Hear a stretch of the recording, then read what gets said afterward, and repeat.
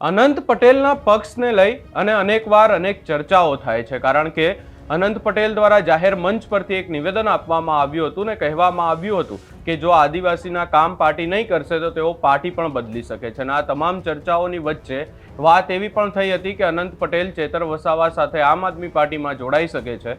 પરંતુ આ તમામ ચર્ચાઓની વચ્ચે હવે વાત એવી સામે આવી છે કે કુંવરજી બાવળિયાએ અનંત પટેલને ભાજપમાં જોડાવાની ઓફર આપી છે. શું છે સમગ્ર મામલો, એની વિગતે ચર્ચા કરીશું. નમસ્કાર, હું છું ઉજ્જવલ અને આપ જોઈ રહ્યા છો નિર્ભય ન્યૂઝ. અનંત પટેલની જો વાત કરવામાં આવે તો અનંત પટેલ આદિવાસી વિસ્તારોમાં સતત જે આદિવાસી લોકો છે એમના સવાલો ઉઠાવતા હોય છે અને એના માટે જ તેઓ અનેકવાર ચર્ચામાં પણ આવે છે. પરંતુ આ તમામ ચર્ચાઓની વચ્ચે અનંત પટેલે એક વાત કહી અને અનંત પટેલ દ્વારા એવું કહેવામાં આવ્યું છે કે જ્યારે તેમણે વિધાનસભામાં આદિવાસી લોકોના વિકાસ માટેનો સવાલ ઊભો કર્યો તો એમને સામેથી જે મંત્રી કુંવરજી બાવળિયા છે એમણે એવો જવાબ આપ્યો કે તમે ભાજપમાં જોડાઈ જાઓ. અને તેની સાથે સાથે ત્યાંના જે ધવલ પટેલ દ્વારા બીજી પણ વાત કરવામાં આવીને કહેવામાં આવ્યું કે એક ધારાસભ્યએ પણ એવું કહ્યું છે કે તમે ભાજપની જે ટિકિટ છે, જે સીટ છે એ ચૂકી ગયા છો. અને આ સમગ્ર બાબતને લઈ અને હવે રાજકીય ચર્ચાઓ પણ અનેક થઈ રહી છે. આ તમામ ચર્ચાઓની વચ્ચે અનંત પટેલ દ્વારા શું કહેવામાં આવ્યું એ પણ સાંભળી લઈએ.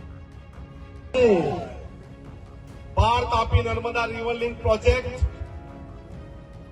ના માટે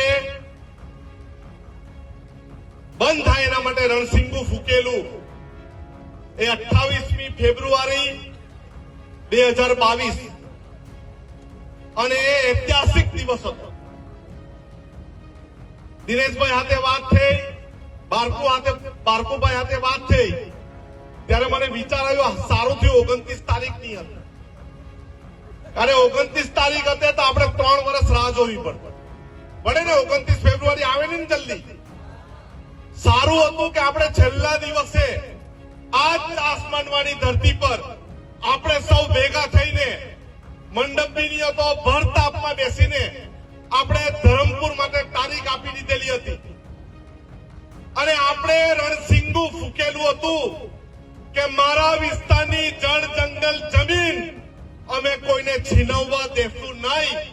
અને આજે 4 વર્ષ પછી પણ કોઈ સરકારના બાપની તાકાત નથી અહીંયા પગ મૂકીને આપણી જમીનમાં માપણી કરવા માટે આવે, આપણું પાણી લૂંટવાની કોશિશ કરે.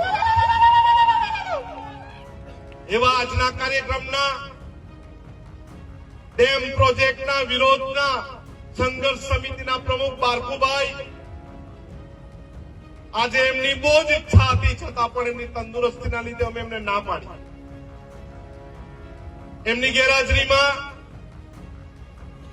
દિનેશભાઈ, ભરતભાઈ, મહારાષ્ટ્રીયાના વિજયભાઈ અને સંઘર્ષ સમિતિ અને આજે સંઘર્ષ સમિતિની હાથે આપણી સાથે ઉપસ્થિત એવા મંગળભાઈ, આપણી વચ્ચે ઉપસ્થિત લગીભાઈ જાદવ, આપણી વચ્ચે ઉપસ્થિત નીરવભાઈ, કમલેશભાઈ, કલ્પેશભાઈ, જયેન્દ્રભાઈ, મારા બેન એવા કુંજાલીબેન, તમામ સરપંચશ્રીઓ, આગેવાનો, બહેનો ને ભાઈઓ, આજે આપણે ઉજવણી કરીએ છીએ એટલે કઈ આપણું આ જળ જંગલ જમીન બચાવવાનું કામ અહીંયા પૂરું થતું નથી. આજે ચાસમાંડવા, ચિકાર અને સાત ડેમની આપણે વાત કરીએ. કાલથી ભારતમાલા રોડ આવશે, હાઈવે 56 નું સંપાદન આવશે. કસ્ટોડિયલ દેશ જેવું આપણા સમાજના છોકરાને ફાંસીએ ચડાવી દેશે. આપણે અટકવાનું એટલે નથી કે આપણે આદિવાસી સમાજ છે, આપણે ભોળા બાળા લોકો છે. આપણે સવારની ચા શહેરોમાં આપણે પૂરી પાડીએ છીએ, સારું અનાજ આપણે ઉગાડીએ છીએ ને આપણે એમને આપીએ છીએ.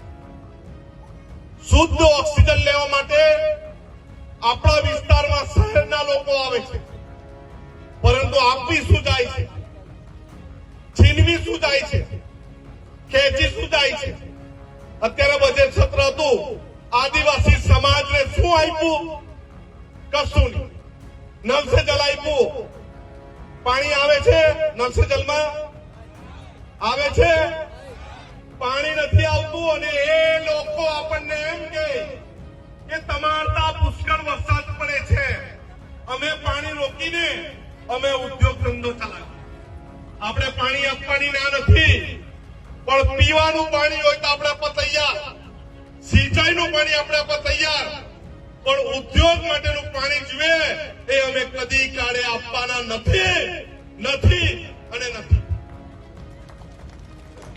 અત્યારે જ પ્રશ્નોત્તરીમાં કુંવરજીભાઈ બાવળિયા ને મેં પૂછ્યું, ભાઈ તમે તો ભાજપમાં જઈને મંત્રી બની ગયા, તમને રોજગારી મળી ગઈ, પણ અમારા યુવાનોને રોજગારી નથી મળ્યું, એનું શું? તો મને બાવળિયા સાહેબ એમ કે તમે ભાજપમાં આવી જાઓ. મને બાવળિયા સાહેબ એમ કે અને તમારા ધારાસભ્ય અરવિંદભાઈ કે તમે ભાજપનો ડબ્બો ચૂકી ગયા. મારે એવા ડબ્બા ફબ્બામાં જવું નથી. આદિવાસી સમાજનું લોહી છે, મરશું તો બી આવીએ જ રહેશું, જીવશું તો બી આવીએ જ. એટલે કે હવે ફરી એકવાર ચર્ચાઓ એ વેગ પકડ્યો છે કે શું અનંત પટેલ કોંગ્રેસ છોડી અને કોઈ બીજી પાર્ટીમાં જોડાવાના છે. પરંતુ આ તમામ ચર્ચાઓની વચ્ચે જો અનંત પટેલની વાત કરીએ તો અનંત પટેલે સ્પષ્ટ ના કહ્યું છે.